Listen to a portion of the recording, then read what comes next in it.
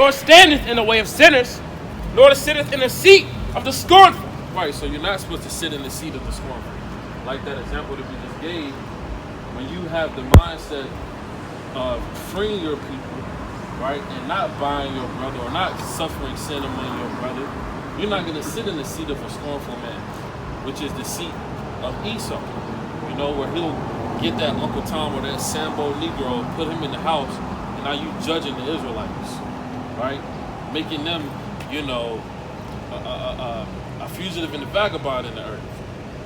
And you're happy with the position that you're in because Esau isn't judging you like he's judging the rest of your brothers. This goes on in the truth as well. And this is a spirit that we have to stop. All right, so we can't sit in the seat of scornful, you know? But his delight is in the law of the Lord. But our delight has to be in the law of the Lord, right? We have to be delighted to do it. Delighted, the word delight goes into joyful, happy, quick to do, loving, right? We have to love the law, you know? And in his law doeth he meditate day and night. And in his law he doeth meditate day and night, you know? And he shall be like a tree planted by the rivers of water. I give you Proverbs 6 and 23 classic.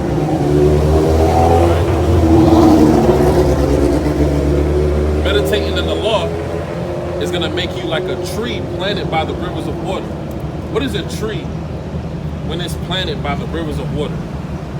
If it's not planted in the desert, but yet it's planted by the rivers of water, what is the circumstance that it has, the ability that it has it to do? To branch out and grow. How do you grow? Through life, right? Because you're planted by water, right? Water is the source of life. That's the source of all energy, right? We were created by water. Everything was created by water, right? Read that.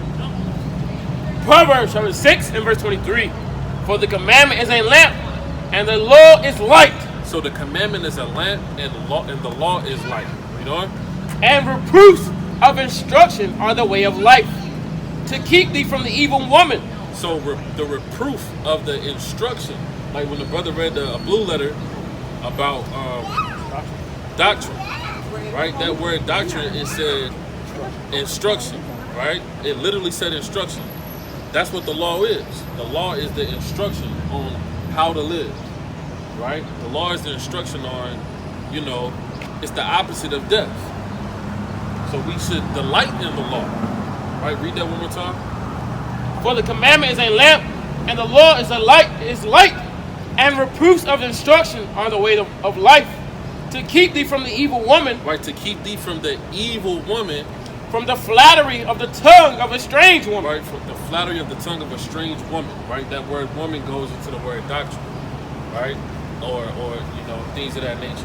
Doctrines or wisdom, right? So you can have wisdom on the right-hand side or wisdom on the left-hand side. I mean, Proverbs 7 and 13, I believe. Proverbs chapter 7 and 13. 7, verse 13.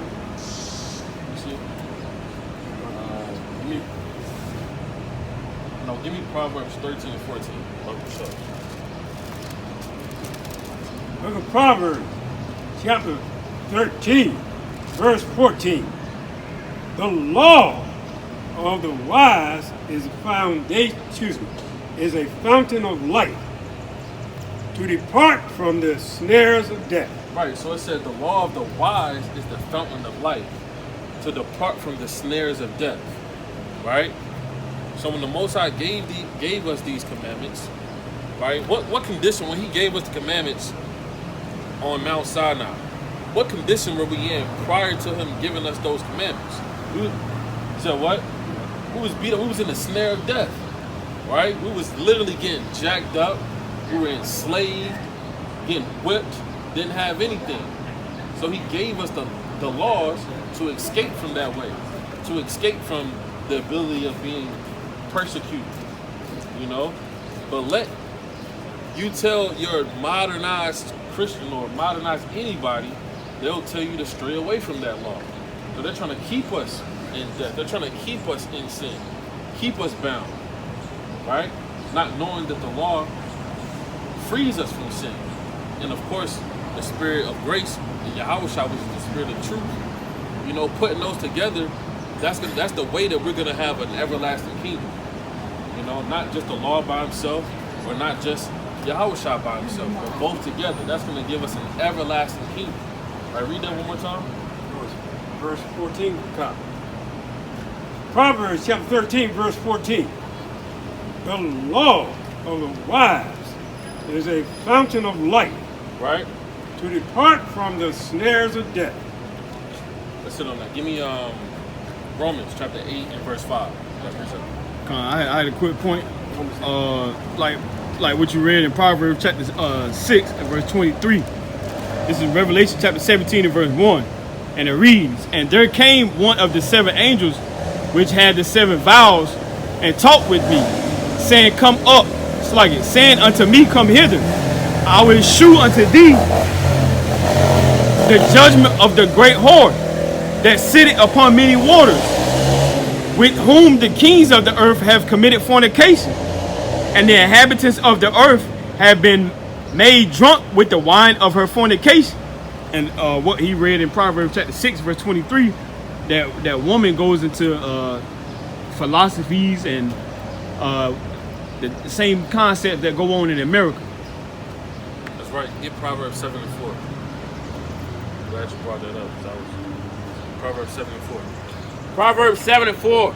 Say unto wisdom, Thou art my sister, and call understanding thy kinswoman. Right. So the Lord, he classifies wisdom to be a feminine aspect. Supposed to be, right? So he calls wisdom by woman, right? Read that one more time. Say unto wisdom, Thou art my sister. Say unto wisdom, Thou art my sister. You know? And call understanding thy kinswoman. Right, and call understanding thy kinswoman. Right? So we want to dwell in wisdom, right? That's why wisdom is supposed to be our mother. Like it says in Sirach chapter 25. Read that in Sirach chapter 25.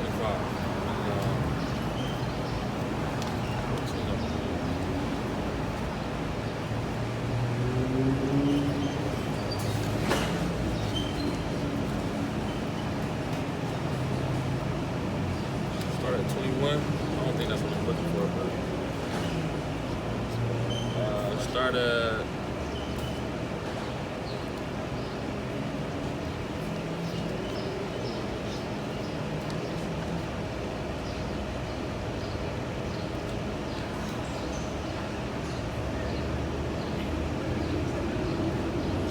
verse.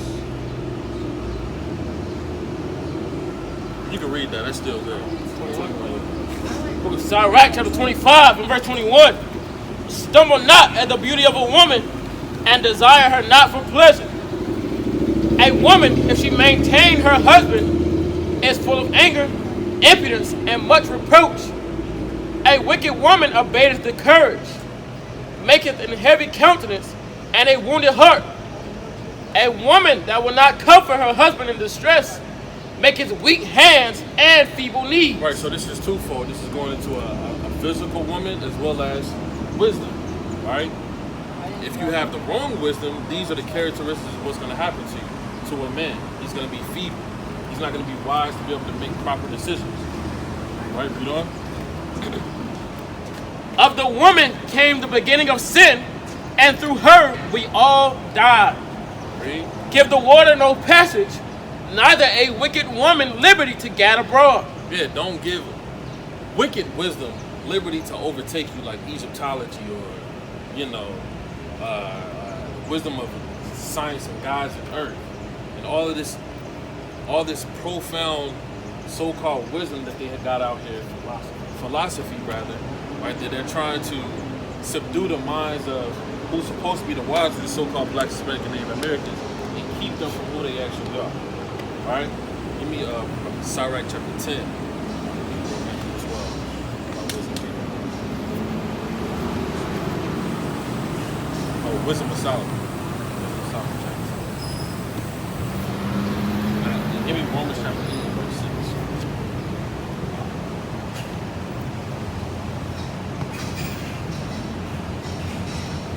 Romans 8.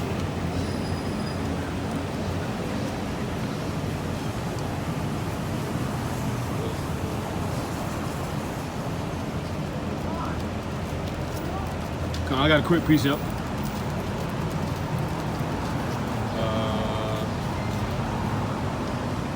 Go ahead, bring it up. This is the book of Proverbs, chapter 4, starting at verse 5. Get wisdom, get understanding, forget it not, neither decline from the words of my mouth. Forsake her not, and she shall preserve thee. Love her, and she shall keep thee. Wisdom is the principal thing. Therefore, get wisdom, and with all thy getting, get understanding. That's right. With all thy wisdom, get understanding. Right? Bring it up. Romans Chapter 8 and starting verse 5. verse 5. Look at Romans chapter 8, verse 5. For they that are after the flesh do mind the things of the flesh, but they that are after the Spirit, the things of the Spirit. Right? For to be carnally minded is death, but to be spiritually minded is life and peace. Right, hold that what you got. Give me Wisdom of Solomon 8. Wisdom of Solomon, chapter 8, verse 1. Right, read. Wisdom reaches from one end to another mightily. Right, wisdom reaches from one end to the other mightily. Read on. And sweetly doeth she order all things. Read that one more time. Wisdom reaches from one end to another mightily. Read on. And sweetly doeth she order all things. And sweetly does she order all things. And she is that wisdom. Read on. I loved her and sought her out from my youth. Right, because wisdom is supposed to be, who we are brought into. We're supposed to lay with wisdom. Right, we're supposed to get down with wisdom day and night. The wisdom of the Most High. The wisdom of the precepts. The wisdom of how to build. The wisdom of how to, just conduct life. Whether that be through farming, whether that be through any planting, anything has anything to do with life. We're supposed to be indulgent with wisdom. Right, read on. I desired her to make her my spouse. I desire her to make her my spouse. Right? We're supposed to be a bride to wisdom. Read on. And I was a lover of her beauty. And I was a lover of her beauty. Read. In that she is conversant with God, she magnifieth her nobility. Right now, in the ancient world, more so, what were we doing? We were men of crops, men of the field. Right? We were builder men. All these things that had anything to do with growth and development of life. That's where we come from, right? But now they give us everything outside of that. They give us things that are tangible, microwave, food, so to speak. Like going to the National Basketball Association. There's no real wisdom in that. That's microwavable success, right? But things that are tangible is like, if we all were to come together and buy hundreds and thousands of land to grow our own food, to teach our own children, right? To doctor ourselves, to do all these things that promotes life rather than death, we will be in a better place, right? This is the wisdom that we're supposed to be indulged in, Yea, the Lord of all things himself loved her. Y'all got 1 second for a Bible verse? No, thank you. All right, read on. For she is privy to the mysteries of the knowledge of God, and a lover of his works. If riches be a possession to be desired in this life, what is richer than wisdom? Right, what is richer than wisdom? Right, that's a question. A brother would say, well, if I had a choice to choose between $7 million or all the wisdom of all mankind, I'm led to believe more brothers will choose the right now success rather than the wisdom. That wisdom is going to be what they consider generational wealth, or it's going to be generational. But that $7 million, you can lose that in a day. You can literally lose that in a day in this society, in this economy, right?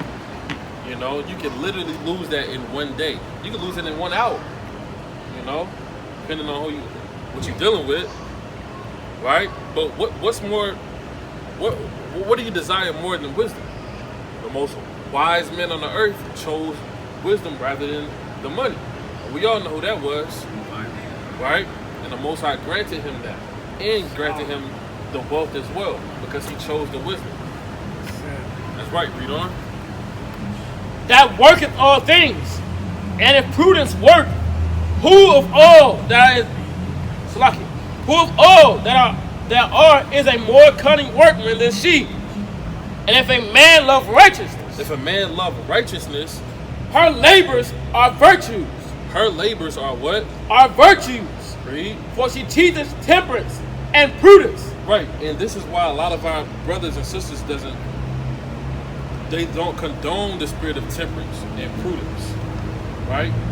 Temperance goes into, hold that what you got, give me Proverbs chapter 1 and verse 1. Proverbs 1 and 1. The Proverbs of Solomon, the king, son of David, king of Israel. To know wisdom. To know wisdom. And instruction. And instruction, which is the laws and commandments of the Most High. Read. To perceive the words of understanding. So prudence is the spirit of to be able to perceive something. You know? The spirit to be able to foresee things. Right? Having that spirit. Our brothers have to pray for that spirit. Patience. Right? Read on. To receive the words of understanding, to receive the instruction of wisdom, justice, and judgment, and equity. And what? And equity. Read on. To give subtlety to the simple. Subtlety to the simple. Right? What is subtlety?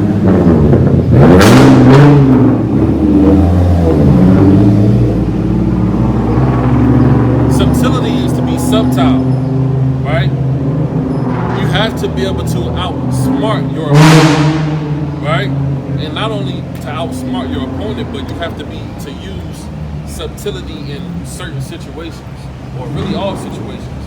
Like, for example, if I see, a certain brother come up and I see that he's on a certain particular level, I have to meet him where he is. I shouldn't belittle him, I'm not using subtlety. Or if I foresee that he has a certain type of spirit, right? I'm gonna put a certain type of guard up or a wall up, right? Because I'm prepared for what's to come, right? Brothers have to pray for these different avenues, which are all gifts, because this is gonna make us grow as men in the Most High, right? Read on. To give subtlety to the simple, to the young man knowledge and discretion. A wise man will hear and will increase learning. And a man of understanding shall attain unto wise counsel. Yeah, a man of understanding shall attain to wise counsel. Right? If you are a man that got good understanding, you would know, okay, these are the men that I should watch. These are the men that I should get my wisdom from. These are the men that I should like, for example, when people play basketball, they say, well, Kobe, who did you get your game with? Well, I studied Michael Jordan. Well, who else was he going to study from? Right? He studied from all of the greats. Kobe studied from anybody that has something in his game that he was weak in. He asked God to teach him how to dribble. Okay? So he picked up on that because he was weak in that area. Picked up on certain avenues because he was weak in certain areas, which is why he was able to grow exponentially in this game. Brothers in the truth got to do the same thing, right? Brothers in this life, how y'all doing? Y'all got 1 second for a Bible verse? All right, blacks, Latinos, and Native Americans are Israelites, God's chosen people, right? And a man of understanding shall attain unto wise counsels. To understand a proverb. To understand a proverb. And the interpretation. The right? words of the wise. The words of the wise. And their dark sayings. Right? This is all spiritual. Right? Any man in the Most High should be able to walk inside of any room and pick up on the spirit in the room. Right? He should walk into a room and say, okay, I gotta leave. I shouldn't stay here long. Okay? Walk into a room and you see a particular brother in a certain type of demeanor. Okay, let me go talk to this brother real quick. He looked down in the spirit. pull them to the side, give them some words of encouragement. Okay, you notice certain characteristics in a certain brother. Okay, this brother been going through something. I'm gonna throw up some prayers for this brother. Right? We all should obtain a high level of spiritual understanding to foresee things. Right? Go back to where you was, brother. Con, this a precept for temperance. This is James chapter 1, starting at verse 19, and it reads, "Wherefore, my beloved brethren, let every man be swift to hear, slow to speak, slow to wrath. For the wrath of man worketh not the righteousness of God." Right, the wrath of man worketh not the righteousness of God. Right? So you got to be slow to wrath. Right? Slow to certain things, even in judgment. Even when you're judging someone, you can't just get out on them right away, because guess what? All the wisdom that you soaked up and all the wisdom that you have, you just give out that judgment right away, their ears are going to be shut off from hearing what you have to say. I mean, that's plain and simple. Imagine, just think back when you was a little child and your parents just got on you and then they told you certain things. You didn't hear that. You didn't hear nothing that they said after. They be like, man, what you getting on me for? I was just having fun. I'm just a kid. That's how people are in this thing. If you're set up to be a judge, you have to use subtlety and use temperance to be able to judge people or judge matters. You know? Then the people will hear you. You know? Bring it up. Wisdom of Solomon chapter 8 and verse 7. "And if a man love righteousness, her labors are virtues, for she teaches temperance and prudence." The wisdom teaches temperance. So the wiser you are in the Most High, the more understanding, the more spiritual gifts you'll have. So have you ever seen a wise, this brother just super wise. Every time he opened up his mouth, he just said something profound, prolific, and it's just super wise. Hey, that brother been through some things. He has the spirit of temperance. He has the spirit of long suffering. He has all these different spirits conjoined in one. Right? It's kind of like those superheroes, man. Like when they put one to death, they kind of grab all they superpowers and they just got them all together. You know, that's how certain men are when they have a certain level of spiritual understanding. It's a precept that is coming to mind, but it's escaping. I think it's in Wisdom of Solomon chapter 3 and verse 2, I believe. The wiser you are, it's like the wiser a man is. Where's it? 64. Wiser I got a precept. The more humble I said, yeah, find that for me. This is the book of Proverbs, chapter 11. Proverbs chapter 11, and I'm going to start at verse 30. And it reads, "The fruit of the righteous is a tree of life, and he that winneth souls is wise." Read that one more time, King. "The fruit of the righteous is a tree of life, and he that winneth souls is wise." Yeah, he that winneth souls is wise. All right? Guess what? What's the opposite of winning souls? Because there's always an opposite to everything. You can lose souls. That's right. So there's men that are allegedly in the truth that has lost souls. Right. I'm talking about those souls were on their way to the ways of living waters, and whatever those men did killed those people. That happens. Right. Right? Men take men to battle, you know, and they'll say, well, yeah, I'm gonna be the front leader. Next thing you know, you get to the battle, you got the people that you went, that you said that you was gonna be in the, you just put them up to the front, now they died. Their soul is on, their blood is on your hands. You know? So you can win souls and you can also lose souls. That's why it's important to pray for wisdom, because that's the number one thing you can be granted. Wisdom. Right. Right? So like I want to make a point about what you said. King Saul, he was trying to kill David, and the men that was with him, he told him, he said, "Hey, nobody gonna eat until we get King David." Yeah, it's off. Right? How you gonna beat up King David and you ain't ate? You can't do nothing with King David and you haven't eaten. King David got the spirit of the Lord. Right? You're gonna be all feeble and weak. Right? That's cruel judgment. Right. Right? That's not wise in your judgment. No, you're not gonna eat until we find him. No, but man, give those men some food. Right? So that they can be prepared for what's to come. Because you never know what David gonna pull out. A shield and a buckler, a sword. You know? And he might call down an angel from heaven. Right. Now you all jammed up. Now the angels are here. Now you throwing up. You throwing up your own flesh, man, because you hadn't eaten anything. Madness. Book of Sirach in the Apocrypha, chapter 3 and verse 18. The greater thou art, the more humble thyself, and thou shalt find favor before the Lord. Right, so the Lord said the greater you are, the more humble you should be, because wisdom is a heavy burden. All right, give me Ecclesiastes 1 and 18. Wisdom isn't something, I think that's what I'm looking for. Wisdom isn't something that's just, you know, hey man, I got all this wisdom, you know, and you're just smiling all day and you're just happy to share all the wisdom. No, the more wise you are, the more you understand. It's like, I kind of know too much. I kind of can't really say all the things that I would like to say. That's why it's beautiful to see certain brothers grow in wisdom, because they try to tell everything that they know right in one segment. It's like, all right, brother, slow down. You can't really do it like that. That's not the proper way to edify people, because, you know, too much wisdom is people going to get lost in all the things that you're saying, right?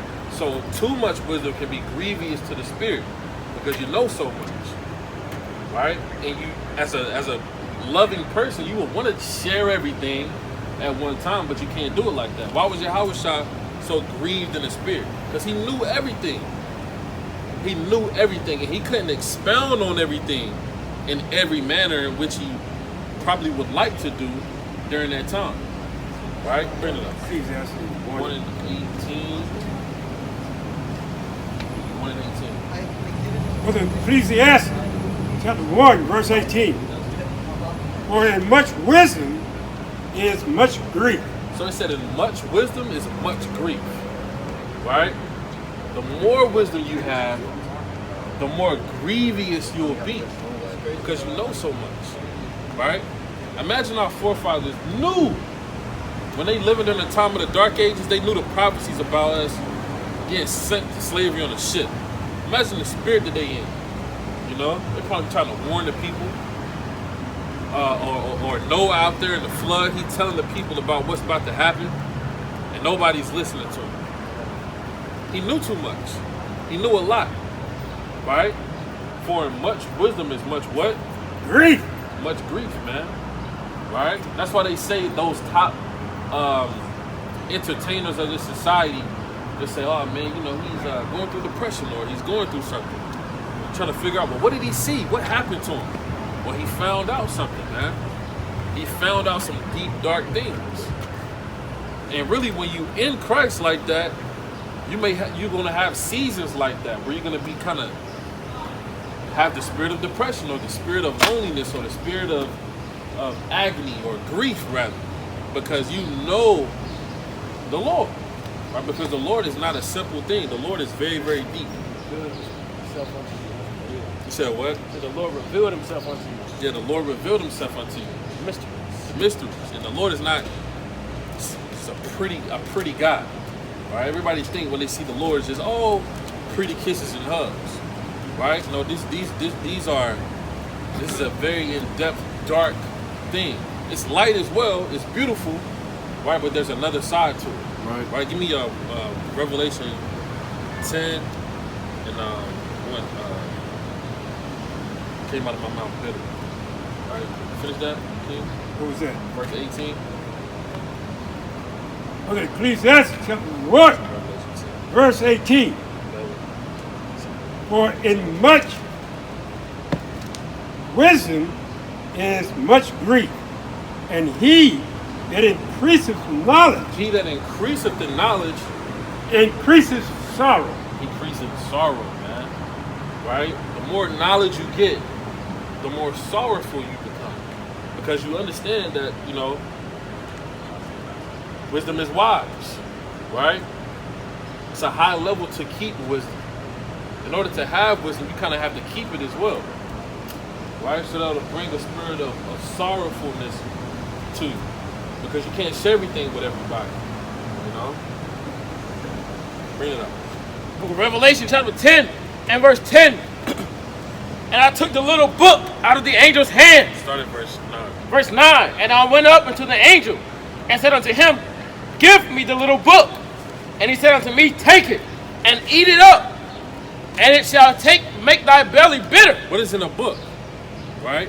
Most books are supposed to contain wisdom, right? What book do you think the angel gave John the Revelator? It had to be a book of wisdom. It had to be the things in which he scribed down for us to read today, and maybe even more, right? So when he took the book and started eating it, what did he say? But it shall be in my mouth sweet as honey. It should be on my mouth sweet as honey because, hey, this angel just grafted me this wisdom. Read on. And I took the little book out of the angel's hand and ate it up, and it was in my mouth sweet as honey. And as soon as I had eaten it. And when you eat something, right? Everybody knows this. When you eat anything, it takes a little while to digest. When this wisdom starts to digest, after you get past the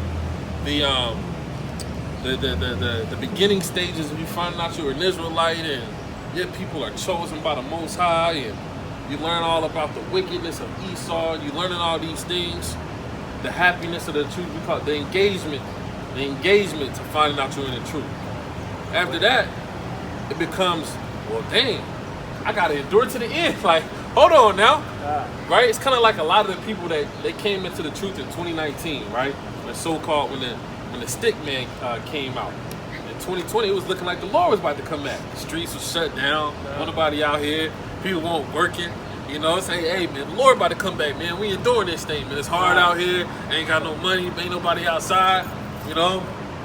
And then 2021 roll around, they got the mad 2022, everybody back outside 2023. Like, hold on now. Hold on. What's going on? Right? It seems back normal, man. I still gotta endure. Sin is knocking at the door. Wickedness is still prevailing. Wickedness is wrapping up even higher. Right. You know? So it becomes bitter. Right? It becomes bitter to you. Wisdom does. So a lot of people, they got this saying in the truth, oh, that brother fell out the truth. Right? That brother fell out the truth. Well, brother, you got to get back up. Right? Read on. And as soon as I had eaten it, my belly was bitter.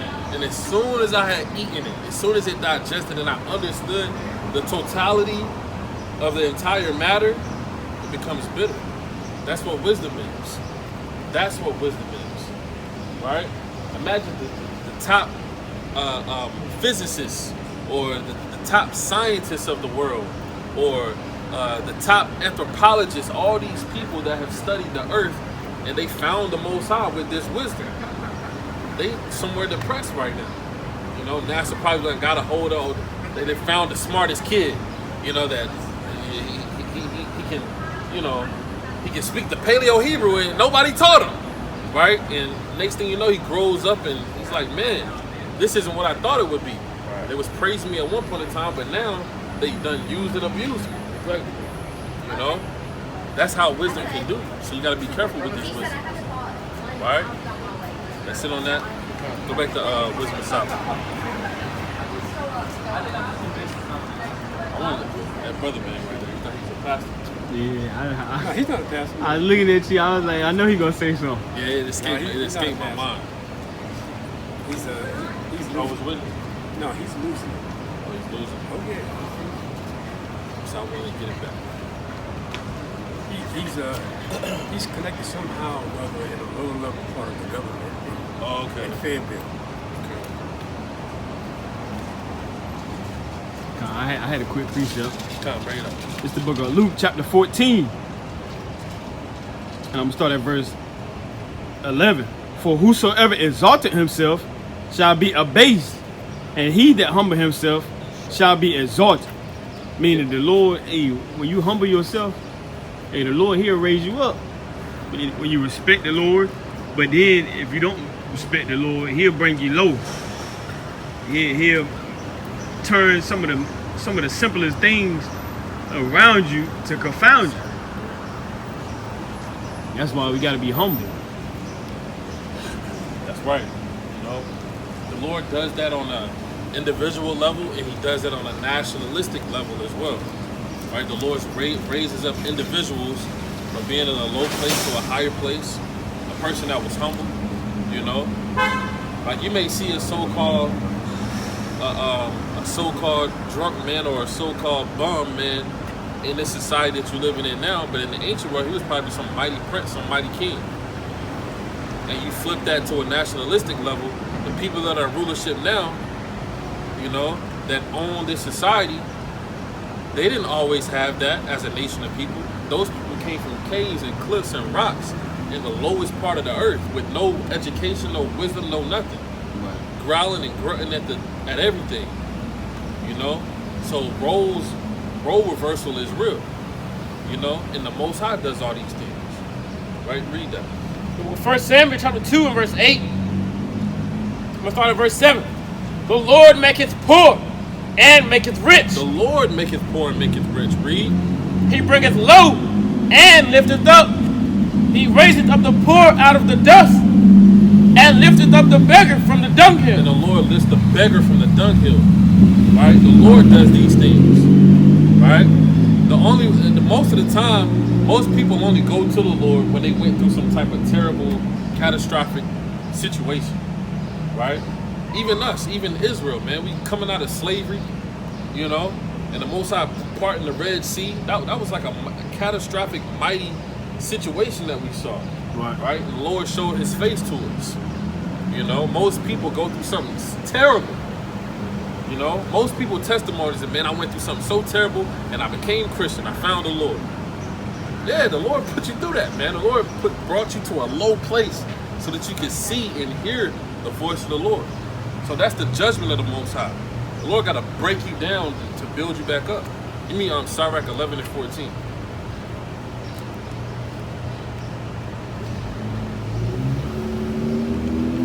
Start at 13. Sirach chapter 11 verse 13. And lifted up his head from misery. Start above it. Verse 12. Again, there is another that is slow and hath need of help. There's another that is slow and of need of help. Read on. Wanting ability. Wanting ability. And full of poverty. Read. Yet the eye of the Lord looked upon him for good. Yeah, the eye of the Lord looked upon it for good. When somebody's in a bad situation, you have to understand that that's the will of the Most High. Right? You can see the most terrible situation ever, but guess what? That's good in the eyes of the Most High. Because you never know what the Lord is going to do following that situation. You never know. You never know. So you can't judge certain people in the condition that they're in at that time. Imagine us during the Dark Ages picking at the Edomites. Look at them in the caves. Right? Now, 1,000 years later, we in the damn caves. Right? We grunting at each other on crack, cocaine. You see that? So that's the judgment of the Most High, man. Right. You know, read on. And set him up from his low estate.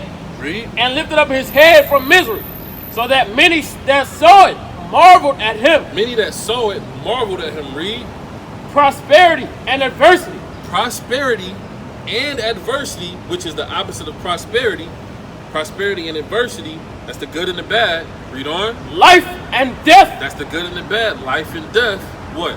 Poverty and riches. Poverty and riches come of the Lord. They come of the Lord, man. You know? All these things come of the Lord. Right. So when we see that Edomite with his face all jammed up, we walk, hey, that's of the Lord. You know? He could be Alexander the Great. Right. He could literally be Alexander the Great of ancient time. But now he's in a low place because of what he did. They said Alexander the Great, the so-called great, they said he had syphilis, he had all these different diseases. He started crying because he couldn't kill any more people. So what do you think the Lord, what do you think the judgment for him is when he came back to the earth? There had to be something catastrophic, right? So there's an Edomite that he always walks, you know, he be looking in the trash can. And when we first seen him, he wasn't as bad off as he is right now. Right.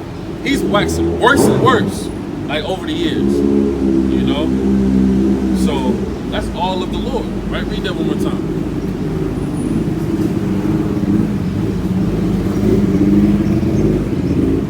Verse 14. Prosperity and adversity, life and death, poverty and riches come of the Lord. Right? Wisdom, knowledge, and understanding of the law are of the Lord. Love and the way of good works are from him. Read. Error and darkness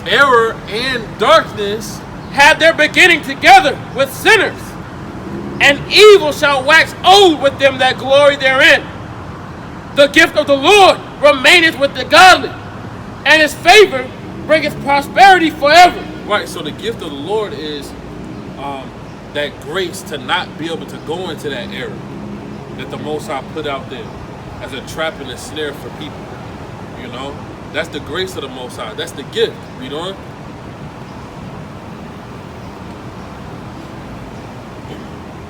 There is that waxeth rich by his weariness and pinching, and this is the portion of his reward. If this is the portion of his reward, read on some more on that. Whereas he saith, I have found rest, and now will eat continually of my goods, and yet he knoweth not what time shall come upon him, and that he must leave those things to others and die. See that? And he must leave those things to others and die.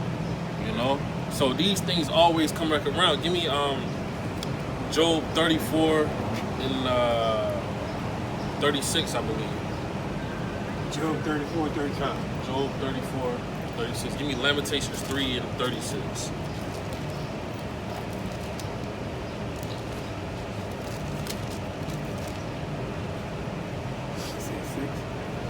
Job 34 and 30. Job 34 and 29. Okay. Job 34 and 29. Look at Job, chapter 34, verse 29. When he giveth quietness, who then can make trouble? When he giveth quietness, who then can make trouble? So if the Lord wants to put peace out in the earth, the Most High did it. Who can say, well, Lord, I want to go out and make trouble in the earth? You can't do that. The Most High has already made a decree. Right? Read on. And when he hideth his face, who then can behold him? So when the Lord hides his face from you, who can say, Lord, show your face to us? Like, for example, when so-called blacks, Hispanics, and Native Americans, from 1419 to 1619, all the way up until now, who can stand up and say, well, Lord, free them from this thing? And there goes the Edomite. That could be Alexander the Great. You know? That's the Lord, man. That is the Most High. It's the Most High. Right. You know? And he's just waxing worse and worse. Right. Right? We've seen him in the past look better than what he looked like right now. So it's the judgment of the Most High. Right? But back to the point, nobody could intervene and say, well, Lord, don't send these Negroes. Do not send these Negroes to America with the so-called white man. Nobody could do it.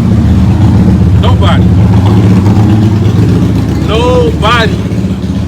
Michael the Archangel couldn't stand up and say, well, you know, Most High. Michael the Archangel couldn't do that. You know? Michael the Archangel wouldn't even dare do that.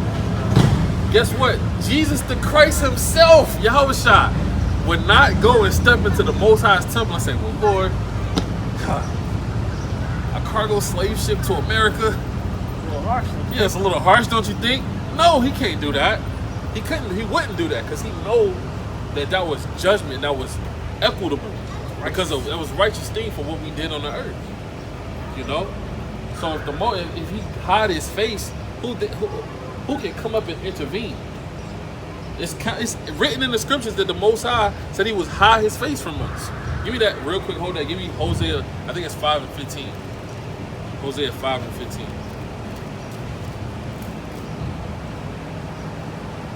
Turn.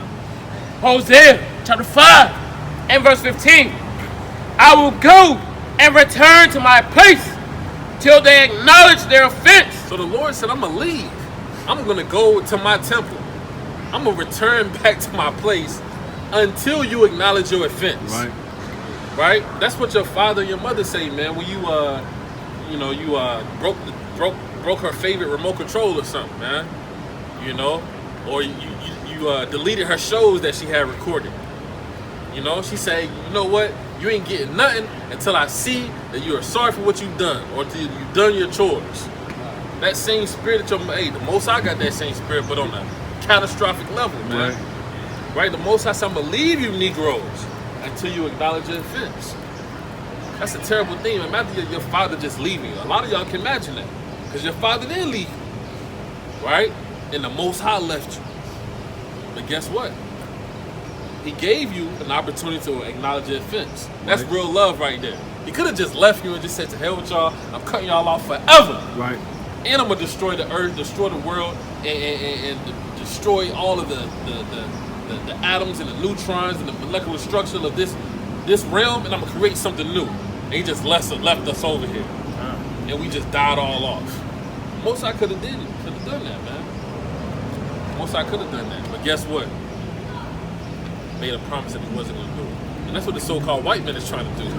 Trying to destroy everybody. He even trying to destroy the Most High. Alright? Read that one more time. I will go and return to my place till they acknowledge their offense and seek my face. And seek my face. In their affliction, right? They will seek me early. They will seek me early. Right? We're supposed to seek the Most High early. Right. And that's the season that we living in. Seeking the Most High so that we can get back into our rightful positions as kings on the earth, rulers, right? Emperors, you know. Go ahead. It's quick precept right quick. This is the book of 1 Kings chapter 11, verse 39, the brother's favorite precept. And it reads, and I will for this afflict the seed of David, but not forever. Yeah, the Lord said, I will for this afflict the seed of David, but not forever. Right. Right? I'm going to put you through all manner of everything on the earth. Right? I'm going to have them rape, rob, and murder you. I'm going to have them hang you on trees, feed you to alligators. Right. I'm going to have you produce with your own selves. I'm going to take all your firstborn sons and I'm going to put a breeding camp. Right? I'm going to have you deal with your own mother. Right? And that's going to mess up the psyche of your future generation. And that's going to make the men not like their own women anymore. Right? That's going to subconsciously induce them to want to yearn into something else. So Jake always like, I want me a foreign junk. I'm not attracted to the women that I grew up with. I grew up around those type of women. I want something else. Right? Jake say those things. And you try to figure out why. What happened to you? What happened to us in this society? Right? We were psychologically damaged. Right? They literally tried to eradicate us off the face of the earth. Literally. It's like I was reading this morning. Hey, Abraham, he sent his servant. He said, hey, don't bring no Canaanites around my son. Right. And Tobit, he said, chiefly deal with a woman from thy own tribe. That's right. And our enemy knows that spirit. So what did they do to us? They literally made, if you can go back into history, they made certain sons have sex with their mother, man. Right. That's why they say, oh, well, you should go and find you a woman like your mother. Well, now your mother's all jammed up because she done had a child with her son. And now the son is all jammed up. They're hypersexual at early ages and, all these different things. So now Jake just said, you know what? I'm gonna go after something completely different. Matter of fact, I'm not even gonna be a man. I'm gonna cut off my manhood. Right? This make me something else. I don't even want to be what the Most High called me to be because of what subconsciously happened to me. I can't explain it, but I feel it. Right? Something else. Yeah. These are all the psychological damages that we have as a people that we have to be free from. Right. Right? Jake trying to figure out. Jake say well, I was born this way. I was born attracted to same sex. I don't know why I feel this way. Well, guess what? You feel that way because something happened to you in your past life, man. Something happened to you in the regeneration, right? The slave plantation owner probably did something to you, man. Right? All type of stuff happened. Or you keep it recent. Let's just say the so-called society or government did something to your mother. They gave her some type of shot and jammed her up with all type of madness that confused her and you. So when the Lord say, we wrestle not against flesh and blood, but against principalities and high places, it gets deep, man. That rabbit hole gets deep of the principalities that are set up against Jacob.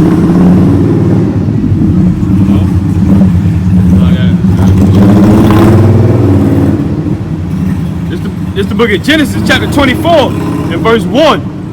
And Abraham was old and well stricken in age, and the Lord had blessed Abraham in all things.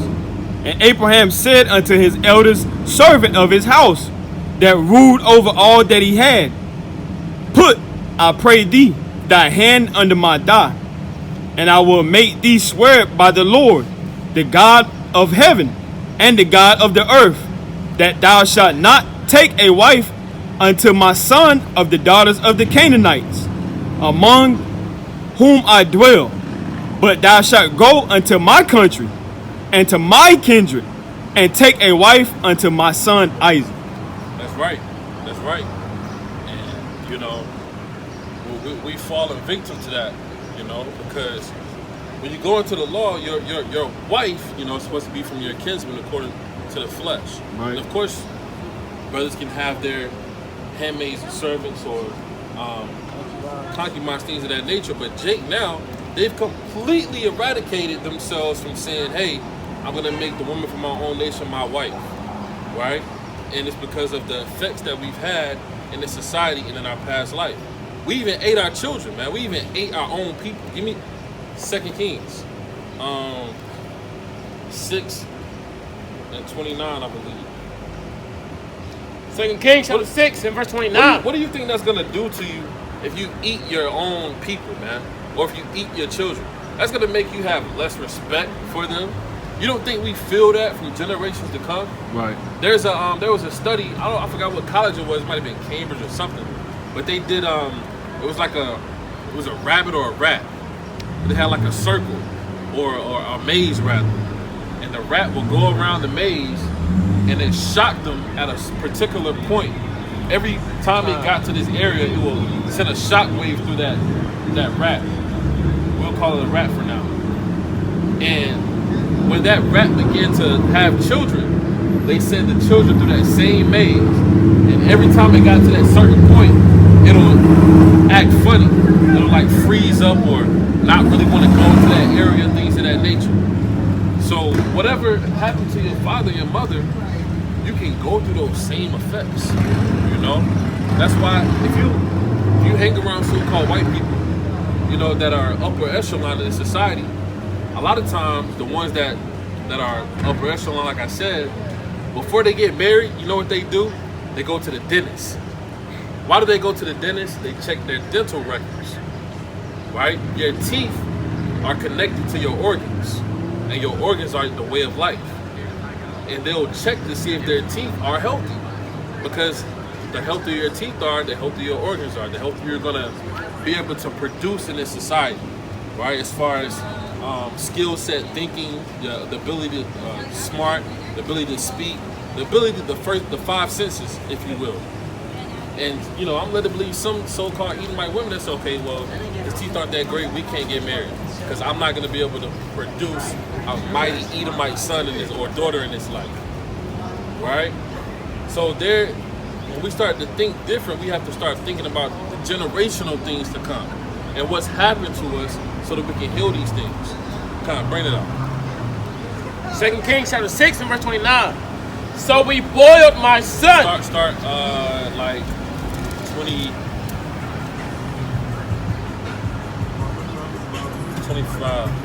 25. 2 Kings 6 and 25. And there was a great famine in Samaria. And behold, and Samaria is a landmass that one of our forefathers bought, right? Which is why a lot of Israelites were in Samaria. Right, read on.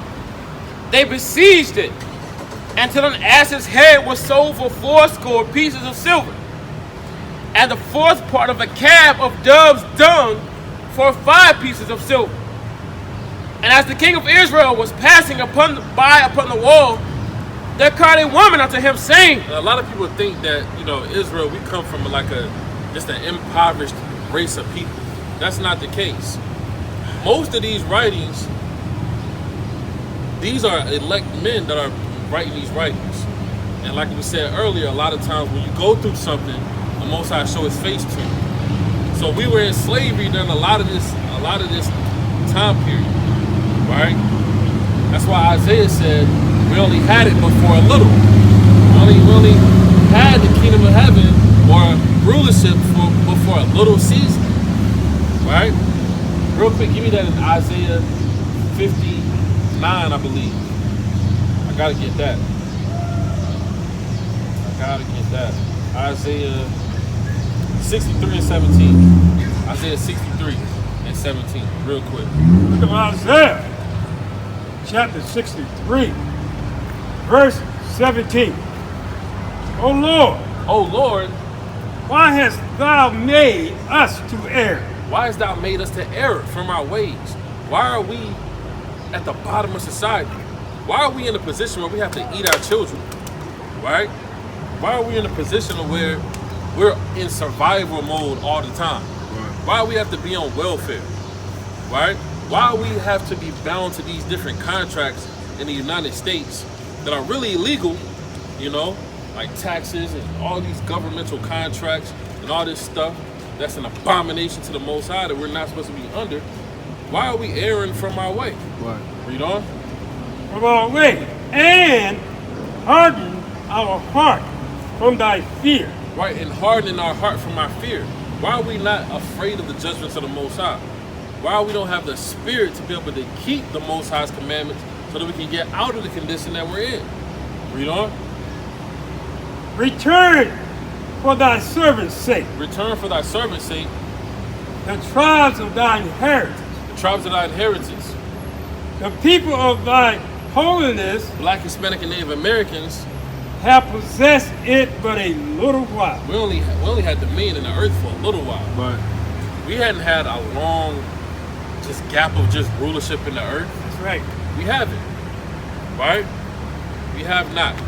And all of the anthropological findings that people have found in this earth, for the most part, was conducted by our people, right?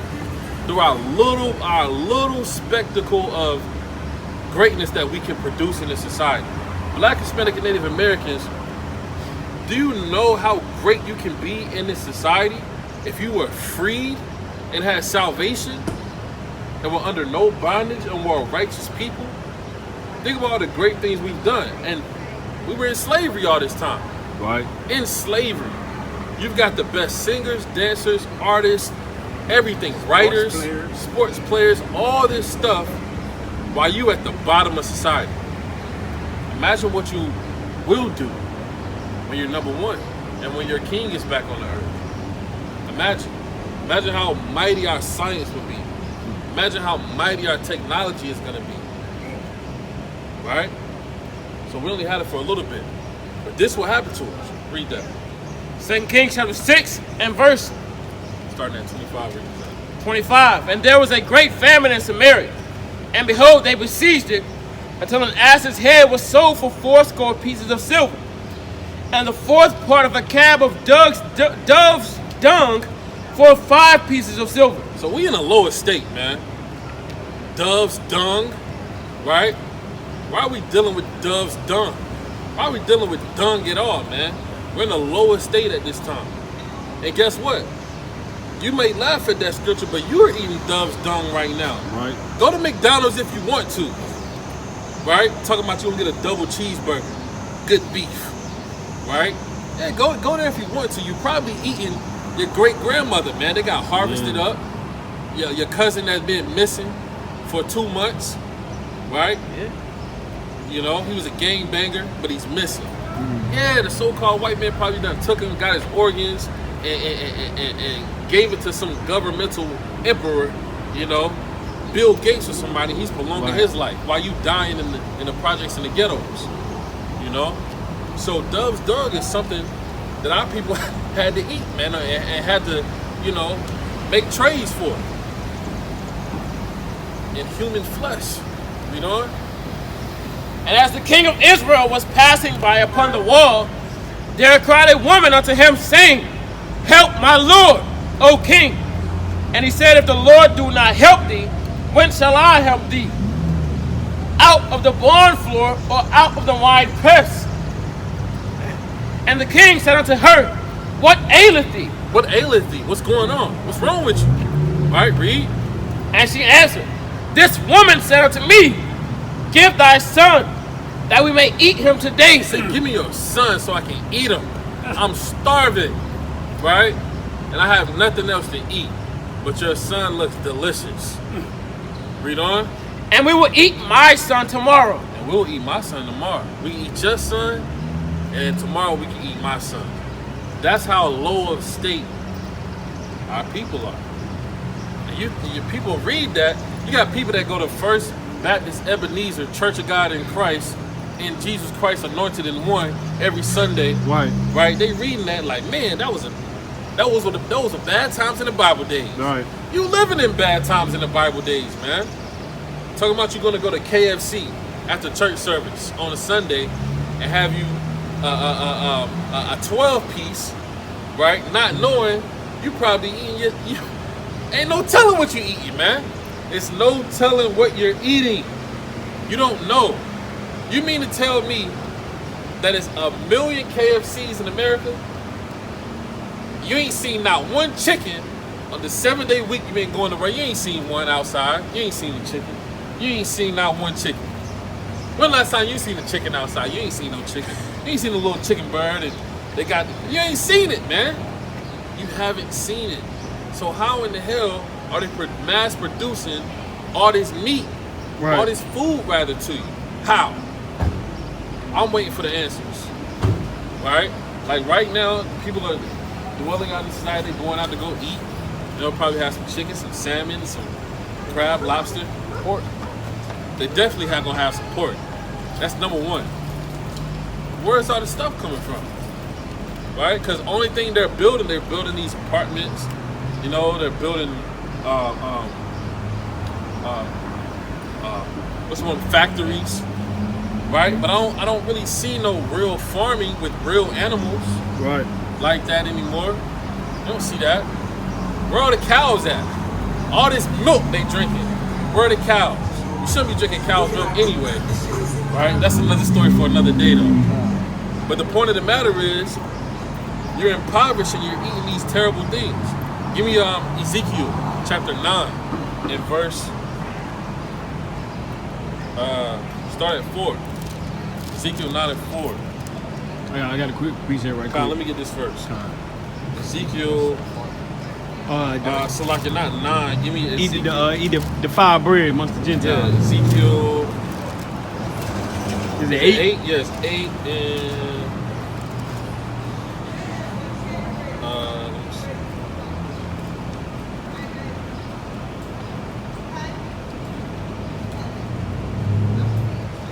Ezekiel 4. Ezekiel chapter 4. And start at verse. Start at verse 4. Look at Ezekiel, chapter 4, verse 4. Right. Lie thou also upon thy left side. Right, so this is a prophecy. Yeah, I'm starting here though. The angel told him to lie on his left side. Read on.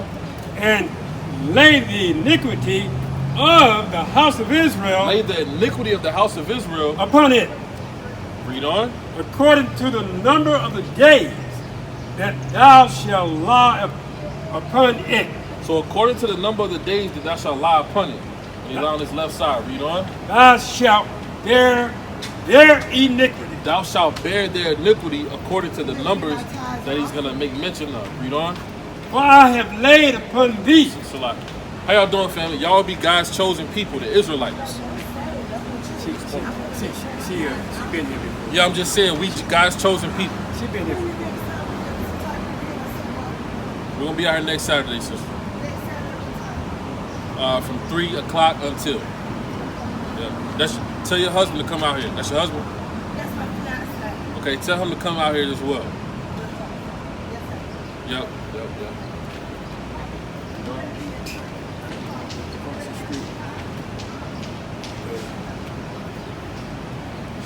The iniquity of the house of Israel, going to 6.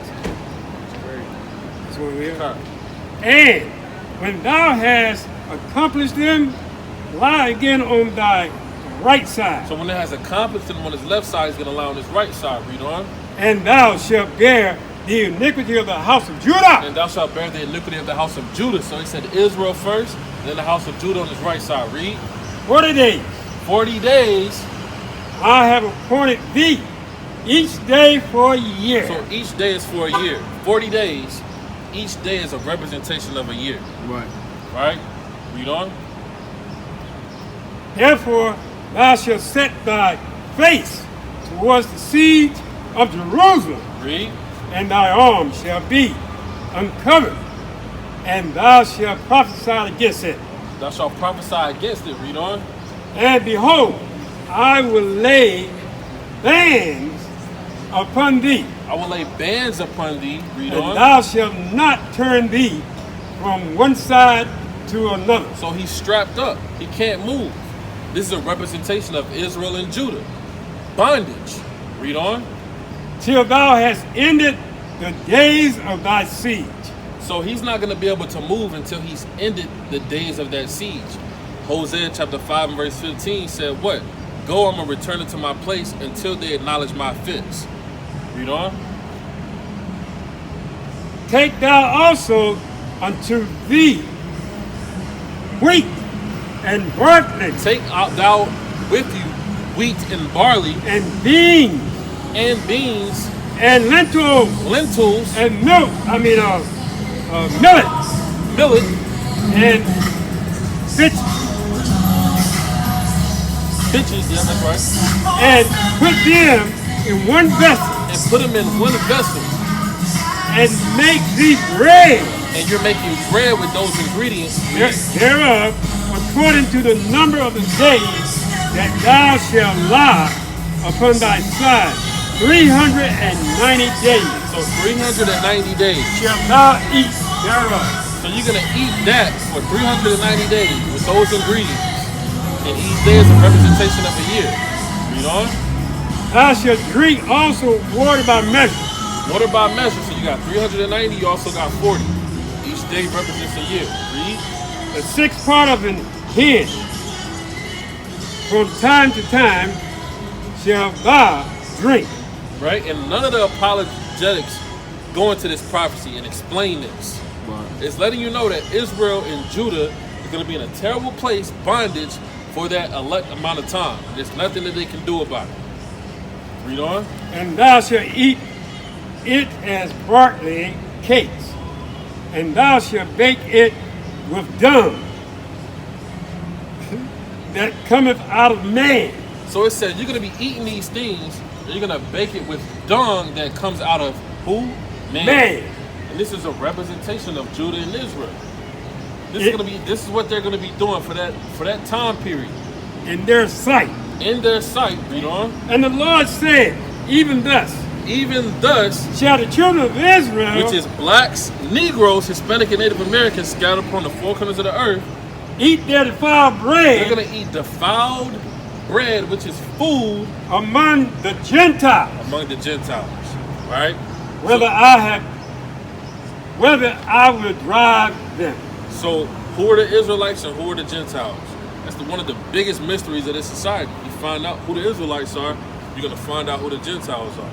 And then you're going to find out why America is so wicked when it comes down to the, the CDC?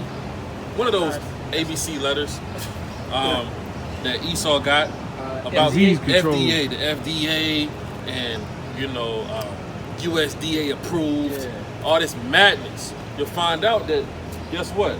You eating man's flesh. Right? You eating all type of abominable things. But guess who did that? The Most High did it. Right. That's right. Most High did it because we hadn't returned back to the Lord yet. Right? Give me Lamentations 3 and 36 like I had called earlier. So that's a heavy prophecy right there. The Lord said, you got 40 days, each day is a representation of a year. You got 390 days, each day is a representation of a year. Right? And you're going to be laying on a band, and you can't move from left to right. You can't move at all. And during this time, you're going to have wheat, barley, lentils, all these different ingredients, and it's going to be mixed with man's flesh. And you're going to be eating that. That's what the Lord said. Most High said that. Why the pastors ain't going into that? Why? They don't want to lose their members. Right? So if that's the case, who's in control of the society to make that profound? Who's in control of the society to mass produce this? It got to be the devil. How can you mass produce man's flesh to be given out to the earth? Right.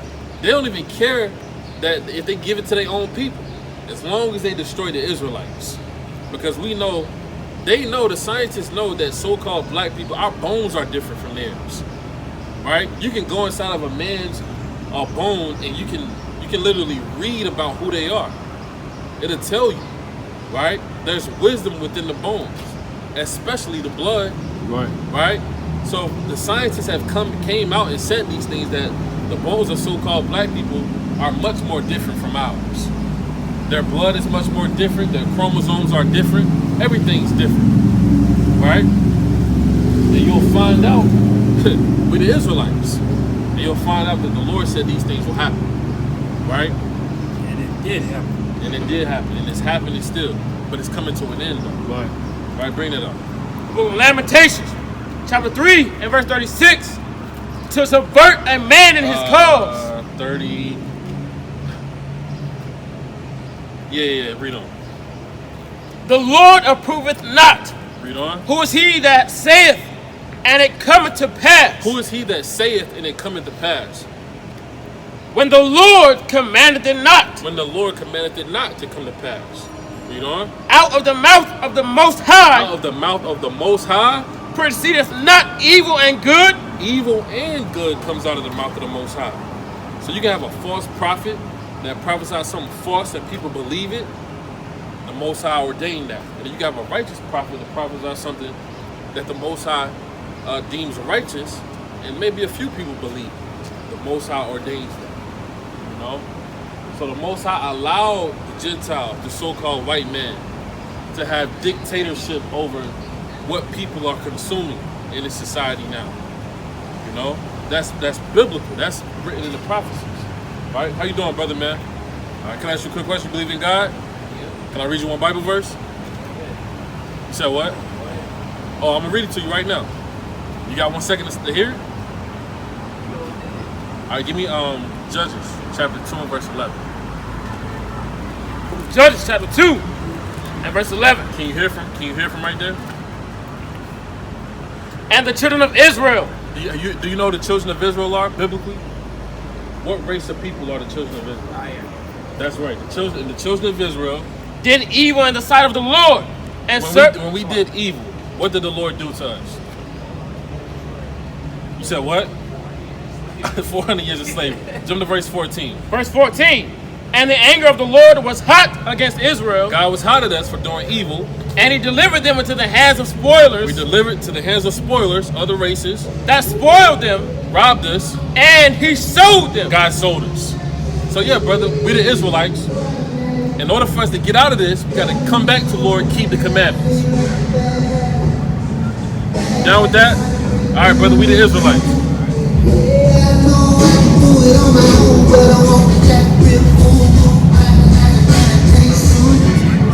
are a lot of people, they know that. But